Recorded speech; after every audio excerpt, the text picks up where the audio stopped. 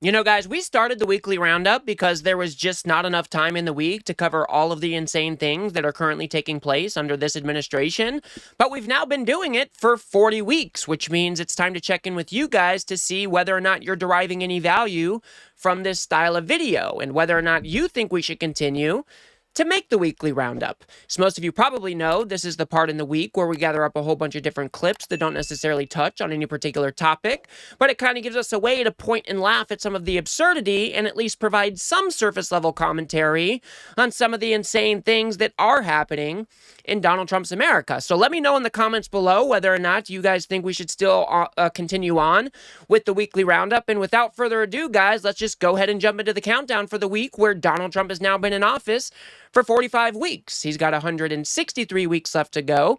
And of course, if you are counting down the days, it is 1,141 days until hopefully this nightmare just comes to an end for all of us, if we can only be so lucky. Now, jumping into our first clip of the week, guys, can somebody please explain to me why CNN is asking this question about the funding of Donald Trump's ballroom? If you guys do appreciate my work and want to support the show, please do remember to subscribe. We are trying to hit 30,000 subscribers before the end of the year, and we've got about 1,200 or so to go. Now, a lot of CEOs have rushed to donate to this, right? And it matters to him, right? So he looks at the list. On that list, you got Amazon, Coinbase, Google, you got a whole lot of others. Comcast, tons of companies on there. I didn't see JP Morgan Chase on that list. Did you think about it? Is there any chance you're going to do it? What the fuck are we doing here, CNN? You've got Jamie Dimon, the CEO of JP Morgan Chase, and you're saying, hey, we've got all these other different companies. They're trying to get in the good graces of the President of the United States. They're trying to pay him off with some sort of bribe. Well, are you guys going to do that? Are you guys going to try to pay off the president to make sure that you can get favorable business terms under this administration? Is this really where we are at in America today, where the standard operating procedure is just paying off the President of the United States to make sure that your business can operate in favorable conditions? What the fuck is this question, CNN? I mean, what are we doing? Just what the fuck are we doing? Let's go ahead and move on to Kevin Hassett, where he just still doesn't understand why his comments were just so bass-ackwards and out of touch when it comes to Thanksgiving dinner. Turkey prices were down 19 cents. I bought two different ones because some other show was criticizing me because I said, oh, generic turkeys are pretty good. So I made two this time, and I didn't really notice a difference. So buy the cheaper turkey next year, folks. But the comment wasn't about whether or not the generic turkey was better than the name brand turkey, you dumbass. People made fun of you because Walmart switched out some of their name brand products with generic products and then said, hey guys, your Thanksgiving meal kit this year is 25% cheaper, or whatever the number was. That is why people were making fun of you. They also reduced the quantity of the items in the meal box. That is why people were making fun of you. Now you've got Kevin Hassett going out there bragging about how he bought two separate turkeys because he's in a position to be able to do that this Thanksgiving, while others are just struggling to get by. And then you want to go on television and you just still don't get why people were giving the Trump administration such a hard time for going out there and saying that Thanksgiving dinner was cheaper, even though prices all over this country are raising by the day. I mean, give me a fucking break. Let's go ahead and move on to Eric Schmidt, where he's saying that our asylum process is just suicidal empathy. So first of all, talk to me about the Democrat pushback on this asylum pause, this potential pause. Yeah, I mean, this is what suicidal empathy really looks like. This is not an abstraction. This is a case now, two cases, where this open borders policy, no vetting under the auspices of humanitarian parole, which is what Joe Biden did to let tens of thousands of Afghanis in here. So we all knew that this was going to happen as soon as we learned that the person who shot those two National Guards members in Washington, D.C., as soon as we learned that this was an Afghani national, that they were going to use this event to try to further tamp down and grab more power. And that's exactly what they are trying to do here. They are trying to pause all asylum because there was one bad apple that came in with a whole bunch of people we gave asylum to from Afghanistan after they helped us fight a war over there for 20 years. Yes, it was a tragic thing what went on in Washington, D.C. It seems like this guy probably had some mental episode or something. We just have no idea what his motivations were at this point. But to think we should just shut down all asylum and become a country that doesn't let anybody in, it's quite an overreaction. America used to be the shining beacon on the hill, right? We used to be the land of second chances, where you could come into the country legally through our asylum process or through our refugee process or gain citizenship or status other ways. But now we have an administration and a Republican Party that is just trying to tamp all of that down. And they're just letting white Afrikaners into the country while shutting down asylum for anybody that doesn't look like them. It's a damn shame that this is where we're at in Donald Trump's America. I just don't know what else to say, guys. It's not what America is supposed to be. Let's go to move on to Megyn Kelly, where she is just bloodthirsty to kill people that she deems as unworthy. So I really do kind of not only want to see them killed in the water, whether they're on the boat or in the water, but I'd really like to see them suffer. I would like Trump and Hegseth to make it last a long time so that they lose a limb and bleed out a little. Like, I'm really having a difficult time ginning up sympathy for these guys. What the fuck is wrong with you, Megyn Kelly? And I want everybody to be reminded, this is a lawyer. This is a lawyer looking at our war crimes that we are committing off the coast of Venezuela by turning around and double tapping people who are just trying to cling on to life after their vessel has already been destroyed.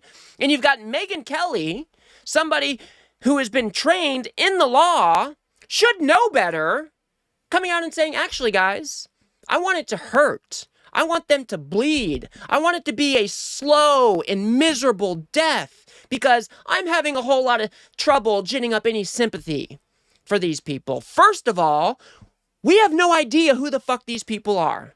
The Trump administration has provided no evidence that these people are involved in the drug trade whatsoever. If they have that evidence, maybe they should present it to the American people. But as of now, we just don't know who these people are. And just because you designate a group of people as narco-terrorists doesn't give you carte blanche to start going out there and killing anybody that you want to kill.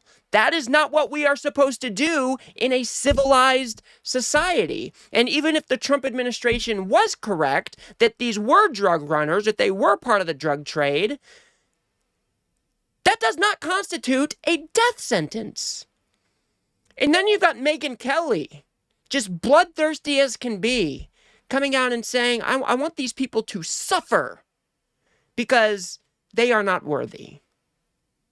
The MAGA movement, they've lost all of their empathy. Unless it affects them or their family, they bring on the cruelty, I guess. These people sicken me. Let's go to move on to this clip where you've got Ted Cruz saying that, he's talking about Donald Trump and children. Let's go ahead and see what he has to say.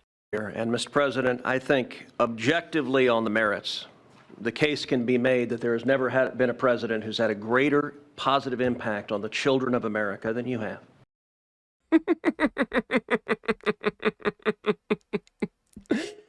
I wonder if Ted Cruz thought about those comments before he made those comments. Here you've got Donald Trump, who is implicated way more than anybody once thought in the Epstein files, probably the biggest child trafficking ring that we have ever seen. You've got Donald Trump tied up in all of that, and you're getting out in front of the world saying, yeah, Donnie boy, you've had the greatest positive impact on children out of any other president. What? And aside from the Epstein stuff, here you've got a president who, when the government was shut down, chose not to use contingency funds to make sure that our nutritional assistance program was paid out. One of the biggest beneficiaries of that program are children. You got a president of the United States who just passed that big despicable bill, which is going to kick millions upon millions of people off of their Medicaid, off of their nutritional assistance. You think children aren't going to be affected by that? I mean, give me a break, Ted Cruz. I mean, just pull your head out of your ass and look around. Donald Trump doesn't give a shit about the children of America, and he certainly didn't give a shit about the children who were wrapped up in the whole Epstein files. I just don't know what else to say on this one. Let's go ahead and move on to this clip where you've got MSNBC, or I guess it's MS Now, just shitting the bed, dropping the ball, trying to say that, well, the Trump administration just has a different view, guys. Now, you heard Mayor Fry there say that the Somali American community has definitively made this community a better place. The president takes a different view, and the Somali diaspora here in Minnesota has been shrouded in controversy in recent years. So we have a president of the United States who on multiple occasions now has come out and has completely denigrated the entire Somali community because there was a few bad apples that were involved in some fraud scheme in Minnesota, went on numerous racist rants at this point, says that Ilhan Omar is garbage and the people that surround her and her kind, they're all garbage.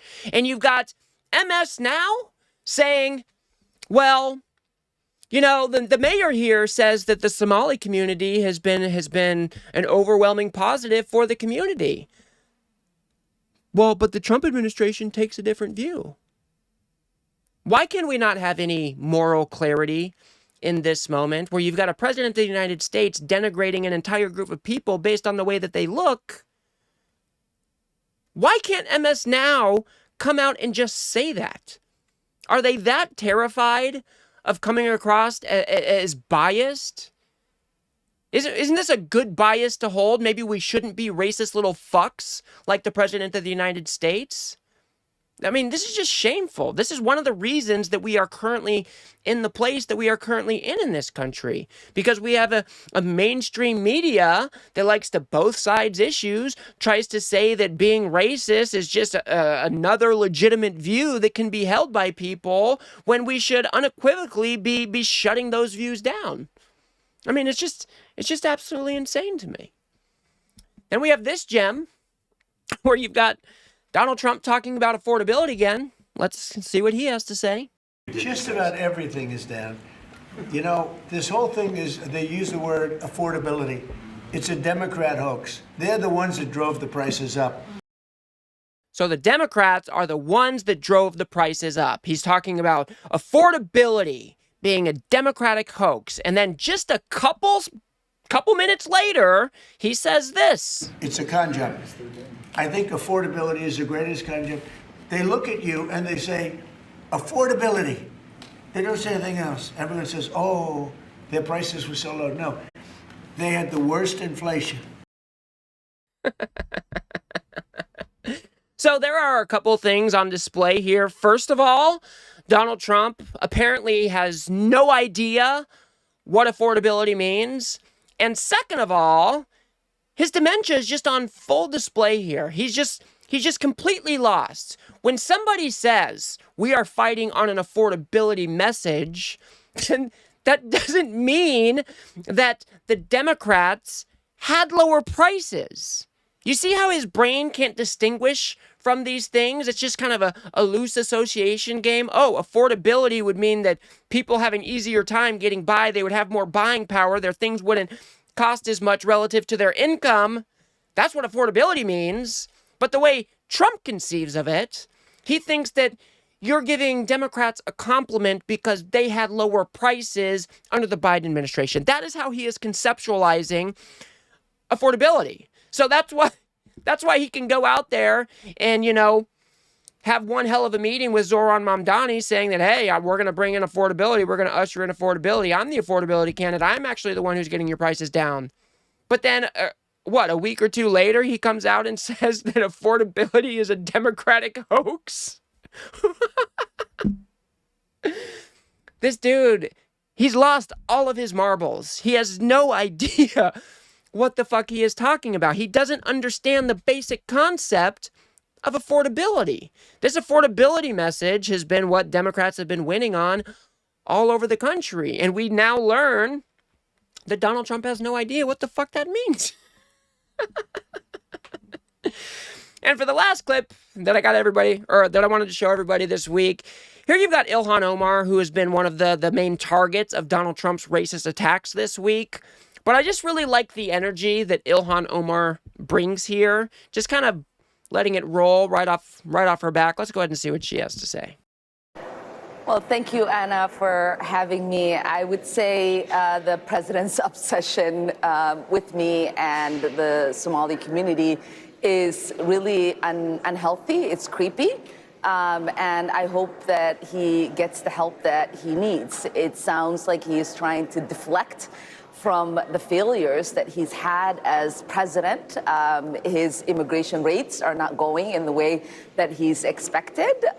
We know that the tariffs are not working to make life affordable for Americans. We know that he is afraid of what is in the Epstein files, as he's fought to be the head of the pedophile protection party. And we know that right now he is being investigated for war crimes that. So I just absolutely love this. Ilhan Omar is one of the, like I said, the main targets of Donald Trump's racist screeds, said that Ilhan Omar and her kind are garbage. And here you've got Ilhan Omar coming out trying to respond to that. And I just love the overall vibe that she's giving off here. It is kind of creepy the way that he focuses on Ilhan Omar and people like AOC. And there's a few, women of color that he likes to focus all of his ire on when it comes to the Democratic Party, or even Leader Jeffries, he likes to focus on as well with his racist tropes. And here you've got Ilhan Omar calling it out for exactly what it is. It's creepy. And I hope that he gets the help that he actually needs. This dude, like I said, he's lost all of his marbles. And I really like the way that she flips it around and said he's probably deflecting for all of these different reasons. Inflation is ticking back up. You've got the Epstein files just causing a real big problem for the Trump administration. They're now being investigated for war crimes. So I just really like the overall energy of this message. I don't necessarily know a whole lot about how Ilhan Omar operates in Congress or whatever it is, but I think that this is the exact right way to respond to Donald Trump in his idiotic attack. Just let it roll right off your back and keep on trucking. Turn it right back around on him. Because as we have seen, Donald Trump is fucking up at every single thing that he is doing. The Republican Party have been enabling his wannabe authoritarian takeover, and nothing is going right at this particular moment in time for Donald Trump. So I absolutely love this message. I think she did an excellent job of flipping that right back around on him and then calling him out for the degenerate fucking weirdo that he actually is, saying that it's creepy, saying that he does need to get some help, which is absolutely true at this point. I don't even really know how one could argue with that. Donald Trump is losing his mind. He can't even keep his eyes open during his own cabinet meeting. He gets his feelings hurt, and then we'll call another cabinet meeting. It's all a mess. It is all a mess. Democrats are overperforming in elections all over the country, and hopefully we can take this momentum and build on it to make sure that we are stopping this administration in its tracks. So those are the clips that I had for you guys this week. I hope everybody is doing well out there. Like I said, we have made it to the 40th installment of the Weekly Roundup, and I want to know whether or not you guys think that we should continue to do these types of segments. Me personally, I like these segments. Not only does it give us a way to at least have a few laughs at the end of the week, but also there's just so much stuff that goes on under this administration and Donald Trump's America that there's just not enough hours in the day to be able to do a standalone story on many of these different things. So I want to know what you guys think. Let me know in the comments below whether or not you derive value from the Weekly Roundup, whether or not you think we should continue to do the Weekly Roundup. And I hope everybody is making their way through the holiday season okay. I know we just had Thanksgiving, and that's normally a pretty challenging time for many of you guys out there, and I understand why, especially with this fascist takeover currently underway. Cutting off your family members is, a little more reasonable this time around, and I hope everybody's doing great out there. We've got, the rest of the holiday season. We got about a month to go to make our way through it, but I hope everybody's doing great out there. And I hope the economy hasn't been too burdensome on everybody out there. So I will leave it there for now, guys. If you guys got anything out of this video, please do remember to smash that like button, feed that algorithm, share it with a friend, and smash that subscribe button. If you guys want to go a step above and beyond that, you can actually help me produce these videos by becoming a member right here on YouTube by clicking that join button for as little as $3 a month. Or you can head over to politiscape.substack.com where you can have my content delivered directly to your inbox every single day without the doom scrolling and without the algorithms. And the cool part about Substack is I own the data over there, so having you sign up over there is a huge, huge win for me. And I do want to remind everybody that we've got a big event down in Phoenix on December 20th for the Unfuck America tour. We have rented out a bar down there. We've got Destiny and Adam Mockler and all of your other favorite creators from the Unfuck America tour.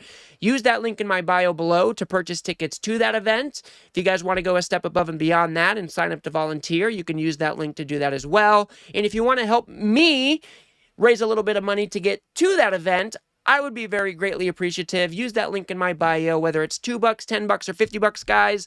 Every little bit helps, and this has got to continue to be a team effort as we continue the fight against this authoritarian regime. So I hope to see you guys out there. Like I said, December 20th down in Phoenix, Arizona.